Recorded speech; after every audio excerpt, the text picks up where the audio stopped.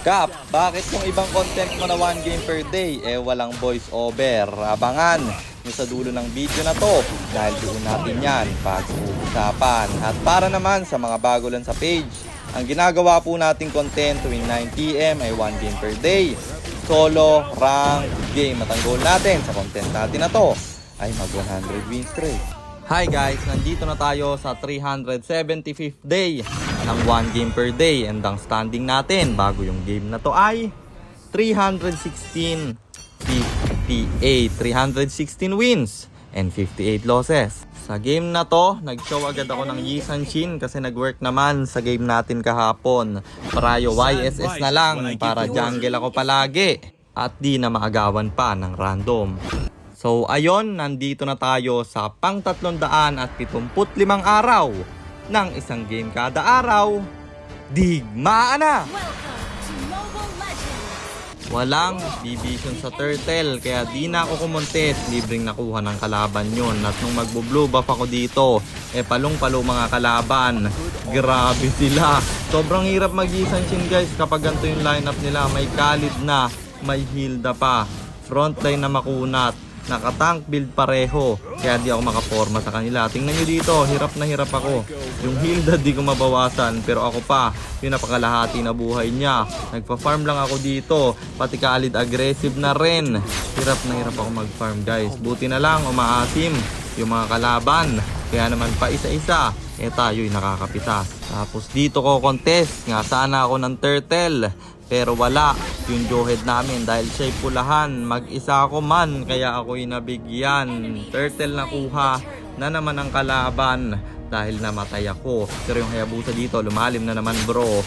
Makaka-dash out siya pero may nakaabang na Johead sa kanya. Mauultihan, mabibigyan at pa isa-isa ay nakakabawi naman ng problema.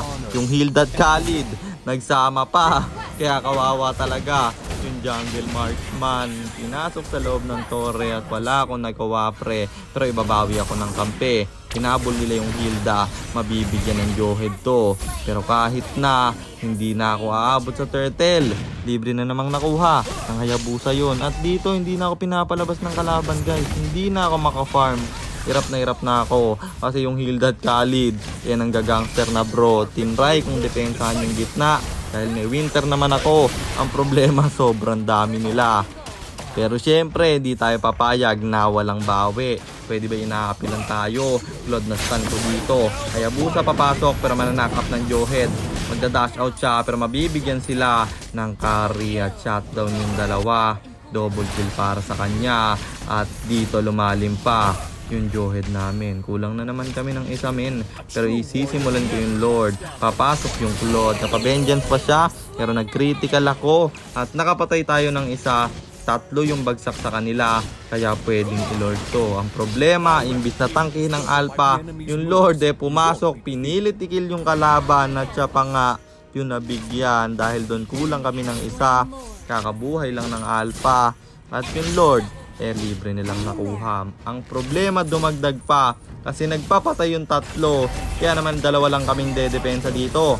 Khalid pumasok na, huli niya yung Johead namin, mabibigyan siya pero sinalo ng Hilda yung torre at masya-shutdown ko.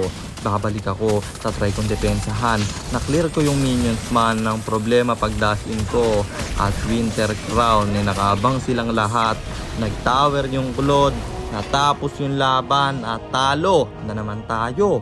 Kaya ang standing na natin ay 316, 59, 316 wins and 59 losses. At sagutin na natin yung tanong ni Idol, bakit nga ba yung ibang 1 game per day ko walang voice over? Ito lang yung dahilan niyan. It's either wala ako sa bahay o wala kaming kuryente. At kung itatanong nyo bakit nag-upload pa rin ako kahit na walang voice over, kasi guys, gusto ko tuloy-tuloy yung 1 game per day.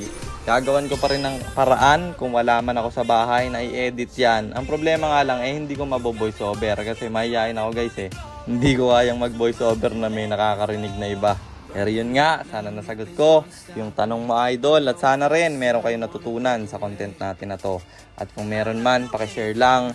Then after nyo i-share, mag-comment na rin kayo ng pa-shoutout para ma-shoutout ko kayo sa mga next nating content. At i-comment nyo na rin ang inyong mga katanungan kasi baka malay mo sa next nating content, comment mo naman ang mapili ko. Kung nagustuhan nyo yung item at emblem na gamit ko sa game na yon, eto yon: Tough Boots, Hunter Strike, Blade of Despair, Winter Crown, Endless Battle, Malefic Roar, and then Rosewood Meteor. Pang buy and sell. Emblem natin Assassin, Talent is Thrill, Seasoned Hunter, plus Killing Spree. At syempre Retribution, kasi jungle tayo doon. Teka, baka kilala mo lang ako at lagi kang nanonood pero hindi ka pala naka-follow sa page. I-follow mo na yan. Isa lang eh. Kung gusto nyo namang magpa-pilot ng ML account, mag-PM lang kayo. Nagre-reply ako at syempre, may bayad yon. Kahit hanggang anong rank pwede nyo ipapilot. Kahit anong hero, pwede nyo ipaspam basta may additional payment pag magpapaspam kayo ng hero. At yun lang guys, sana nag-enjoy kayo sa content natin na to.